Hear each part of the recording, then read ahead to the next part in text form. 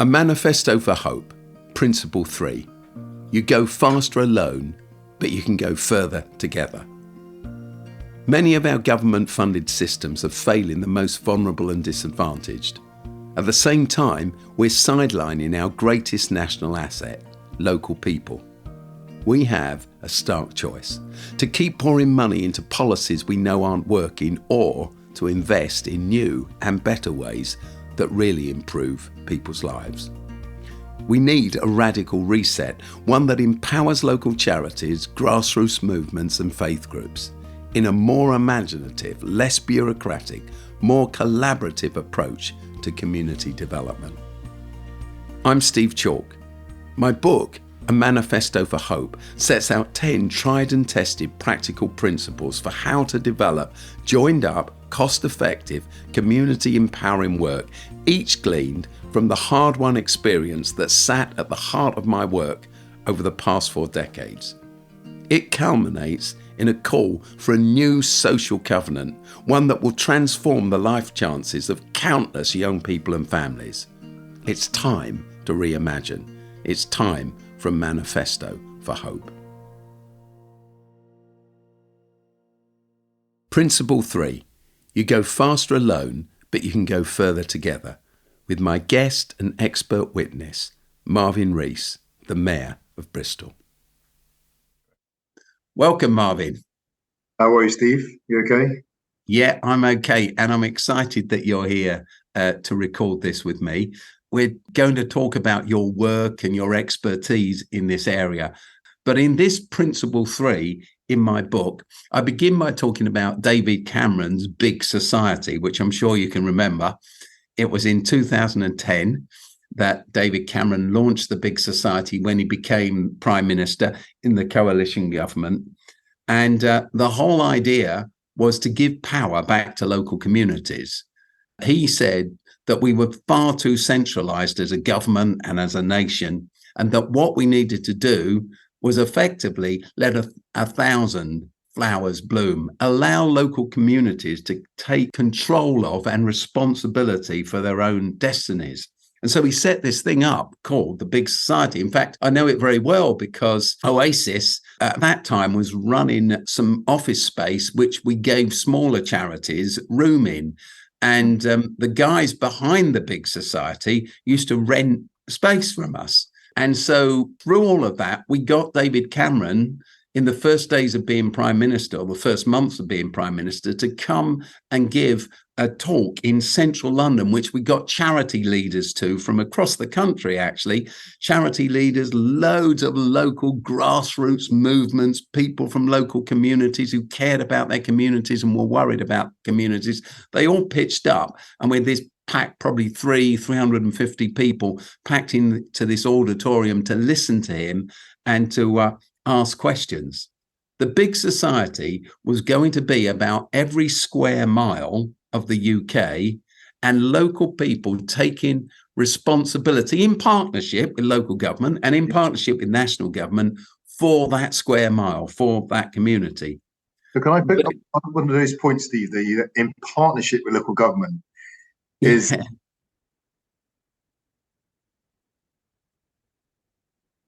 always thought about Big Society in general, but then certainly since becoming mayor of a city and obviously within local authority, in particular. So one is Big Society can never be a shortcut for the withdrawal of government responsibility. When I was in Washington with Sojourners, this was one of the debates that we were having around the federal government's emphasis on faith-based organizations. And I think I'm going to butcher the numbers, but the example would be you can't cut 50 million gap, and that's I think one thing to be wary about. But I'd always thought about Big Society as well is we do want to empower communities, but you have to empower what I would call places, the collection of organizations, including local government and health service, that are agents and that can rally lots of resources. Otherwise, the danger is you end up with very local community groups basically being accountable to Westminster and Whitehall, the people who've made decisions about their funding, bypassing local decisions.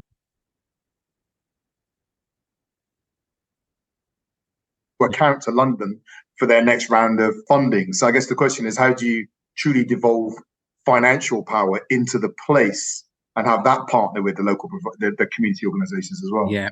And Marvin, you've already demonstrated why you are the expert witness on this principle, because you live with this stuff all of the time. And I probably don't need to tell you that it was only 4 years later, because what Cameron's government did is they set up the big society and they set it up as a charity. It had a charity arm to it, and they appointed a chief executive whose name was Paul Twivy, or his name is Paul Twivy. But within a year, he'd resigned his post, and within 4 years, the charity commissioners moved in and wound up the charity because it was so dysfunctional. And I remember the day 4 years later when Paul Twivy was interviewed on the BBC Radio 4 Today programme in that big 8:10 slot, or whatever they always do. And he was asked why the big society had collapsed, which was an extraordinary question. And his answer was, because we didn't keep our promises. And when the interviewer drilled down and asked him what he meant by that, he said, because it plays into what you said, I think, because he said, we're one of the most centralized governments in the developed world, and we've been getting more centralized, not less centralized. Exactly to your point. So even what looks like devolution could actually be centralization of power, because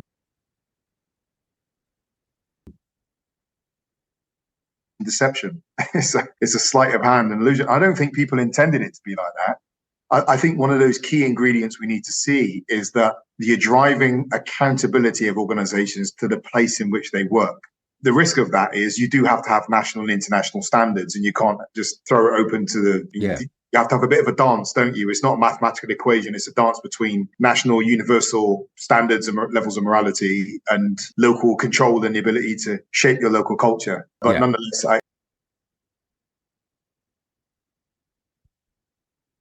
to me about what you said was they set up as a charity. I think that one of the things I'd like to do with our VCS in Bristol is recognize them as professionals. You know, they're not just like do-gooders.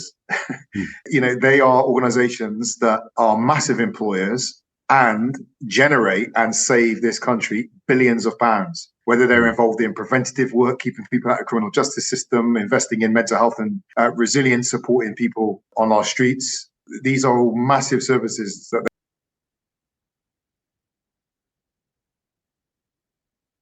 put in a charity box. Sometimes the wealth creating world, as it were, don't see them as equals. Yeah, bypasses them altogether. Don't I know that? And the extraordinary thing for me is that as this collapsed, with the rhetoric behind it of creating a big society where everyone was empowered, what in effect happened, as Paul Twivy was saying, was that far from empowering small communities, small neighborhoods, towns, it disempowered them even further. And one of the things I pick up in the rest of my book, actually in the introduction of the book, I talk about, and we've talked about on these podcasts, back in the early 40s, before the NHS was set up, before the welfare state, when William Beveridge delivered his report to Downing Street for Winston Churchill halfway through the Second World War about these ideas, and when they were pursued eventually by the Attlee government after the war, what happened was Beveridge warned. Now, the architect of the welfare state, the architect of the NHS, warned. He wrote a paper around it, which he delivered to government, which was roundly ignored by everybody, not just by government, but actually by local communities at that time, who were so in love with the idea of free healthcare and welfare, you know, free to all, open to all, that his second contribution was just obliterated. But what he said was that it would never work if it just became remote professionals organizing things. And he did this huge plea. He said, you misunderstood what I was saying. There has to be local engagement. You've got to work with local communities. You have to work with voluntary groups. You have to work with what we call civil society today. If you don't do this, it won't work. It has to be a partnership. There has to be a balance. And if you track through, as I do in the first chapters of my book, that message. It came back up in 2010 with Sir Michael Marmot's report about how you create fairer societies. He said, we're centralized, give power to the people, create partnerships, let's do this together. And then on from there, he came back in 2020 after the big society had collapsed, just a few months prior to the outbreak of COVID. And he said, it still hasn't happened. We're still getting further apart from one another. The gap between the richest and the poorest in terms of their health and their life expectancy and their hope is increasing, not decreasing. We have to give power back to local communities and allow them to take some kind of control and ownership. That's the important thing, isn't it, of their destiny. So this move has gone on. And as I say later in this chapter that we're talking about, even in the pandemic, Boris Johnson commissioned Danny Kruger, who you know is a Conservative MP, and he asked Danny Kruger to put together another report on how you harness the power of communities so we all work together in COVID recovery. I guess that's what he was looking for. And Danny Kruger said, you've got to empower people. You've got to push power down into local communities and listen to them. And we need to create true partnerships, organic bonds and relationships, which aren't the same thing as services run by professionals. They've got to be joined up. And none of this has ever been listened to. We are still one of the most centralized democracies in the developed world. So we've been grappling with that here, Steve. So our Bristol City Council strategy, our corporate strategy,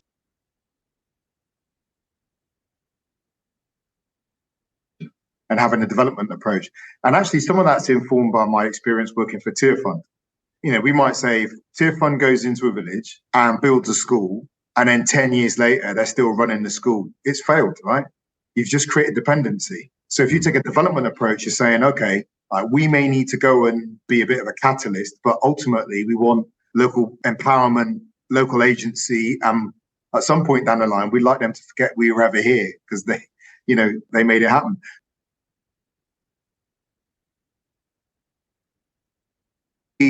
To Bristol, something that is more than just a collection of services, more than just a collection of adult social care interventions or children's services. So, for example, we've just done an asset transfer with a community-based organisation. We've done a few asset transfers where we've looked at our assets, buildings quite often, and land. There are good people who are saying, if I can take that on, I will make stuff happen. And we've had this principle. And what's the job of leadership? Find good people who want to get good.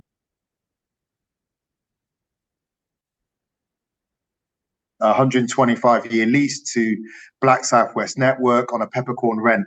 That will enable them to run a business incubator, and the exponential growth of the impact and the influence, and ultimately their ability to support communities, build community assets and power will be there irrespective of whether we in the future are there as an organization. It's certainly something we've grappled with, and I think there is a role for national government, because one is, I don't think it's good just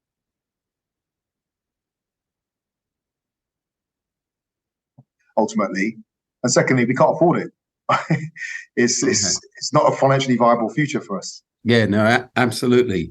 It was back in 2018, just the July 2018, when the NHS was celebrating its 70th birthday, and they had a huge gathering in Westminster Abbey. Then they stayed, and the next morning, for several hundred of their senior leaders, there was a conference in central London. And to my surprise, actually, I'm still not quite sure why they did it, but they asked me to be the keynote speaker. And they asked me to address the issue of the next 70 years of the NHS. And what I basically said to them was this, well, I asked them about, engaged them in discussion about, I said, the way I look at it as an amateur is that the NHS has been the most extraordinary success, just extraordinary. When the NHS began in 1948, the most sophisticated medicine you could offer was a penicillin, an antibiotic, was a set of false teeth, was some spectacles, etc., etc. But now I said, you've been so successful that we live in a world where many people are looking for a heart transplant or gene therapy or a hip replacement or a knee replacement. Your success is absolutely extraordinary. But of course, the success of the NHS has meant that its resources are depleted. The treatments it offers are far more expensive. And its success means that people are living 20 years longer than they were before. So the NHS, I said, you're getting buried under the weight of your own success. But an extraordinary thing is also true. I said this to them and they laughed and agreed. I said, I think you're misnamed, because what happened was William Beveridge said to Winston Churchill, we should set up a welfare state and a national health service, which should be a partnership. What we got was the National Health Service, not a National Health Service. We turned it into the title of a thing, and we forgot in many ways the partnership in all of this. So there's something in the world of health development called the wider determinants of health. Perhaps you're familiar with them. But the wider determinants of health say, and I say this in my book, tell us that GP services, health services, as we call them, account for 20% of your health. 10% of your health, so they say, on average, is down to how close you live to a GP, primary health care, and when you go, is it a good one? Will you get treated well? And another 10% of your health down to your access to acute care, a hospital, and is it well run, etc. So the wider determinants of health, which the NHS use themselves, say that 20% of a person's health has to do with access to NHS services. The other 80% of anybody's health or a community's health are down to other factors altogether. 40% down to socioeconomic factors. Where do you live? What are you employed in? What's your income? What kind of community is it? What was your education? 30%, another 30% to what the NHS referred to as health behaviours. Do you smoke? Do you exercise? Do you diet? How much alcohol do you drink? Do you drink alcohol? What's your sexual behavior like? That's 30% of your health. And another 10% of your health, the last 10%, is down to your built environment. The home you live in. Is it dry? Is it damp? Is it cold? Is it warm? Does the roof leak, etc., etc.? All of those things matter. So I said to the NHS, in actual fact, I think you're wrongly named. You're not a national health service. You're not the national health service that Beveridge was talking about. He was talking about all of this and us working together. Yeah. You're the national sickness service, because people go to the GPs when they feel ill and they go to the hospital when they're iller. The other 80% of their health is to do with all of those things which you have no involvement in: education, employment, income, community, friendships, etc. The environment in which you live.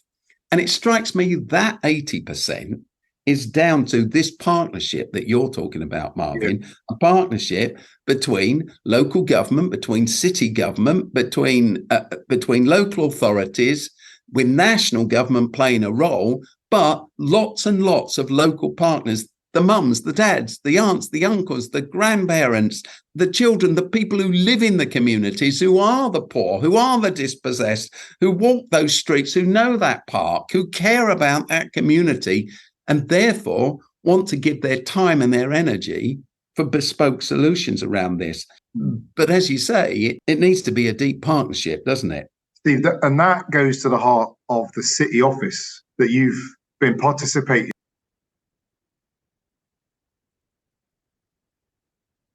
When I came in, I came from a public health background. So I used to work in public health.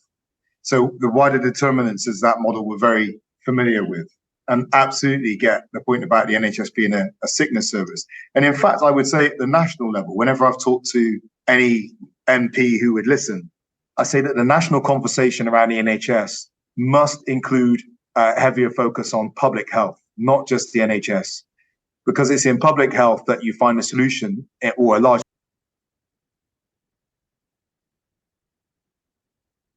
out and tells us and unlocks, okay, how do we get homes that deliver health? How do we have jobs that deliver health? How do we have an education that delivers health? How do we have a shape of an economy that delivers health? What do we need to do? We will build a healthier population. And that's an issue of massive social justice to those of us really driven by social justice. But the reward in this is, as I said to our business community in Bristol, what would it be worth to Bristol's economy if we were able to say we have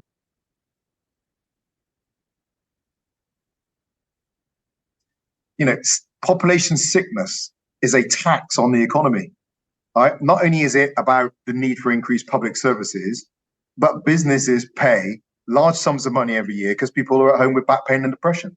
And we've seen the economic consequences of that with COVID now. So social justice is economic sense now. But you have to approach this through public health. But the project you've been contributing to, Steve, is the city office that we set up in Bristol. And when I came in, was not the result of any single organization's decisions. They don't sit at the end of a line that I pull a lever in City Hall and get outcomes for the people of Bristol. They sit at the intersection of decisions the council makes, the health service makes, business might be employed in the private sector, what's going on with the unions, what's going on with faith organizations, voluntary community center. That's what determines people's experiences of a place. And so we said, if we want to be intentional about what Bristol is like to be in, we have to try and get all the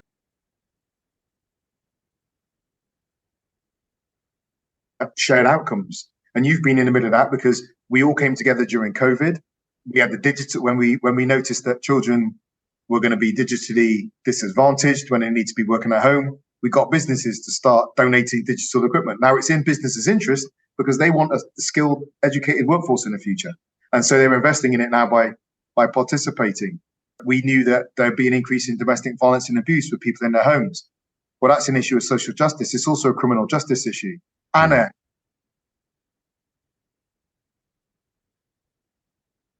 domestic violence and abuse services, and then to offer support. So I think that, rail services were offering free tickets if anyone was fleeing home. We're supporting each other and we're working with what we call our interdependencies. Was it Stephen Covey said, as a child, you're dependent.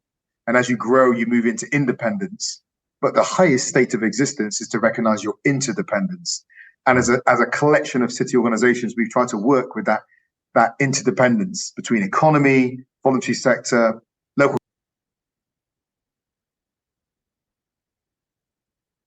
You're saying, and that is that partnership. That's that placemaking that we all have to be about the business of doing. Yeah. I've actually just come back from a meeting with one of the developers in Waterloo, and they were asking me about one of the big developers in the Waterloo area, and they're developing some new projects now. They were asking me about Oasis in Waterloo in London, and its history goes back 20 years or so now, when I became, in my spare time, the leader of a church here that had very few people that went to it, but a very large building. And I just, I did this on Sundays. I went along, I helped them. They were bankrupt, basically. And slowly that church grew and it developed a vision. It was local people of all sorts. And from that, we became responsible for some youth work. And then we began working in the A&E of the hospital with young people who turned up, who were depressed, who were self-harming, who had been involved in violence, etc. And then we got funding for it, and then there was some research around it, and then the project spread to other hospitals in the country. This is all going back a decade and a half. And then we got involved with the local primary school, and eventually it became part of Oasis. And then we saw that kids leaving the primary school, children leaving the primary school, were struggling because they were being split up to 17 in this area of Waterloo, secondary schools, and they were losing their friendship groups, etc. And then we started a secondary school, so a whole number of the children were ending up out of education in their mid-teens and even in the justice system. Then we started a secondary school, And since we've done that, no kids end up in the justice system, and there's much healthier outcomes for them. And so we've gone on, and then the local hospital, they owned a patch of scrap land, and I asked if we could turn it into a community farm, and we did. And now the GPs tell us that people who come and volunteer on our farm, they're not turning up in the surgery anymore. They're not taking antidepressants. And the people that volunteer with us say, I'm fit, I'm healthy, I'm walking more, I've lost weight, I've got friends, I feel good. I mean, I'm socializing. So all of this works as a virtuous circle, doesn't it? But the issue for us, which I talk about in this chapter, and the issue for charities, small charities across the country, is there's this saying, I don't know if you know it, Marvin, if you're not at the table, you're normally on the menu. Yeah. And what happens to charities is they're often not at the table, they're on the menu. And so the funding that they request for what they're doing, I think is brilliant that you're working with this charitable group and you've given them a 120-year lease, and that's a real long-term partnership. But so often charities get a year's funding or 3 years funding, so they're scaling up to meet community need, to work with children or elderly people or whatever it might be. They're scaling up, and then the grants disappearing, so they have to scale back down, make people redundant, lose expertise, lose credibility in a community, and then the funding goes elsewhere. And then a few years later, it comes back to them and they scale up again and they scale down.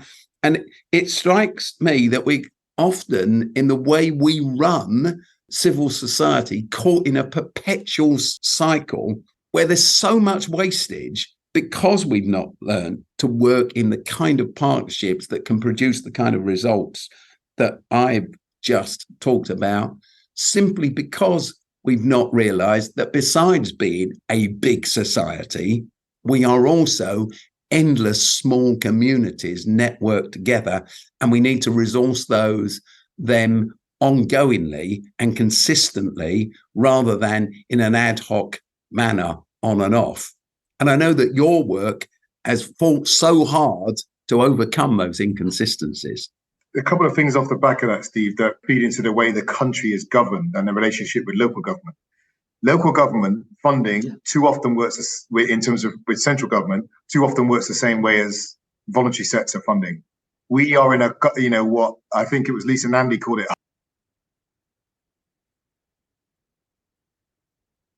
There's an issue. They'll announce a sum of money, and then they'll throw it into the public domain and tell local authorities, there you go, fight for that.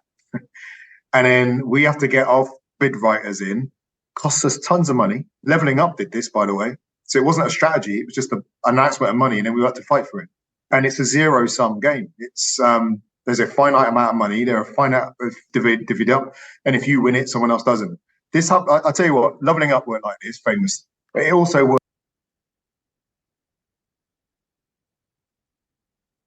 Andy Street, remember Andy Street from Bristol? Andy Street running Feed in Bristol. We put a bid in from Bristol. I think it was about 8 million. I think it was chunked up into 1 million pound pots. And we missed it by 1 or 2 points. Now, I'm not going to name the other cities that got it. I'm glad for them. But we didn't want to win it because someone else didn't get it. And we didn't want to lose it because someone else got it. We still have hungry children, even though we didn't get the money. It was a ridiculous way of doing it. It was the former leader of Birmingham.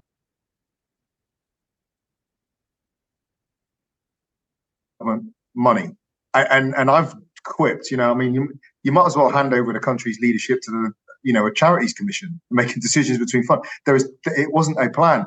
Now, the problem with that, Steve, is not only is it bad for the security around local government, but it means we are not able to be as dependable a partner as we would want to be to our voluntary community sector organisations here. Because ultimately, the money that we then want to invest in longer term partnerships isn't there because we're dependent on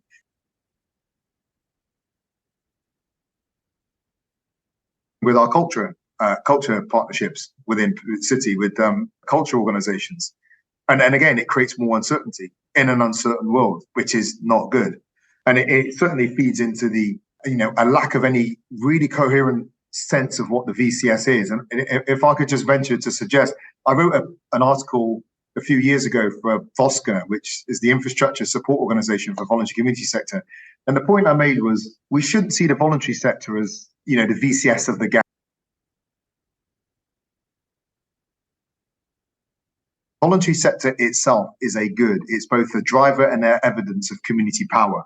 And if we have an approach to leadership and governance that says we appreciate that, and actually we're going to drive our VCS not as a means of having small government, and I've got to be careful with that. This is not about getting rid of government. This is about community power and community empowerment.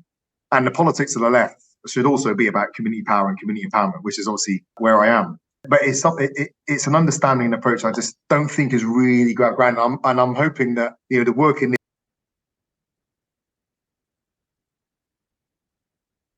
but the private sector and our community organizations and our VCS as well, that they are full and equal professional, economically important, politically important partners to the shaping of the future of this country.